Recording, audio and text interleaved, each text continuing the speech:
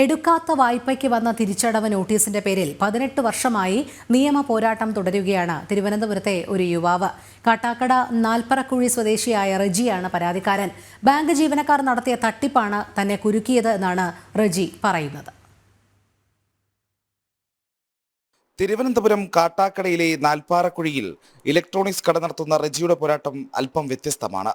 എടുക്കാത്തൊരു loan തിരിച്ചടയ്ക്കണമെന്ന് ബാങ്കുകാർ പറഞ്ഞപ്പോൾ നടപ്പില്ലെന്ന് പറഞ്ഞ് നിയമവഴിയിൽ റജി മുന്നോട്ട് പോയി. ആ പോരാട്ടത്തിന് ഇന്ന് 18 വർഷത്തിന്റെ പഴക്കമുണ്ട്. 2006 ബിസിനസ് ആവശ്യത്തിനായി CPM നിയന്ത്രണത്തിലായിരുന്ന ജില്ലാ സഹകരണ ബാങ്കിൽ നിന്ന് ഡെയിലി കളക്ഷൻ എഗ്രിമെന്റിൽ 50,000 രൂപ റജി വായ്പ എടുത്തിരുന്നു. 2007 മലേഷ്യയിൽ ജോലി കിട്ടി പോകുന്നതിന് മുൻപ് ബാക്കിയുണ്ടായിരുന്നത് വെറും 6,000 രൂപയുടെ തിരിച്ചടവ് മാത്രം.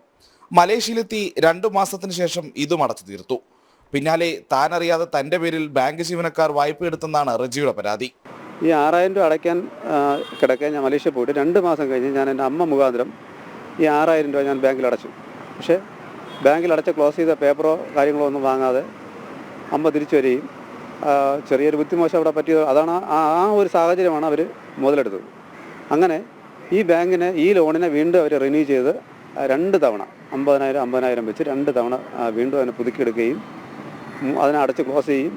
വീണ്ടും ഒരു മൂന്നാമതൊരു 50,000 എടുക്കുകയും ഈ മൂന്നാമതെടുത്ത 50,000 രൂപ ഇന്ന് 1,89,000 രൂപ എൻ്റെ പേരിൽ അടയ്ക്കണമെന്ന് പറഞ്ഞ് എനിക്ക് നോട്ടീസ് വന്നിട്ടുണ്ട്.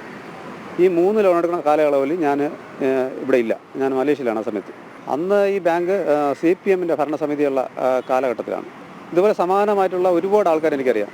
ഈ നമ്മുടെ പേരേക്കുളം ഭാഗങ്ങളിലൊക്കെ നിരവധി ആൾക്കാർ ഇതുപോലെ ഈ സമാനമായിട്ടുള്ള സംഭവത്തിൽ അകപ്പെട്ടു പോയിട്ടുണ്ട്. ലോൺ തുക തിരിച്ചടയ്ക്കാതിരുന്നതിൽ നോട്ടീസ് വന്നപ്പോഴാണ് സംഭവം പുറത്തറിയുന്നത്.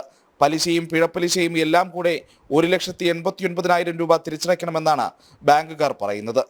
എടുക്കാത്ത ലോൺ തിരിച്ചടയ്ക്കാൻ കഴിയില്ലെന്നാണ് റജിയുടെ പക്ഷം. ഇതിനിടയിൽ ജില്ലാ സഹകരണ ബാങ്ക് കേരള ബാങ്കായി. ഭരണസമിതിയിലെ എല്ലാവരും മാറിപ്പോയി. എന്ത് സംഭവിച്ചാലും നിലപാടിൽ മാറ്റമില്ലെന്ന് റജിയും ആവർത്തിക്കുന്നു. ജനം, തിരുവനന്തപുരം.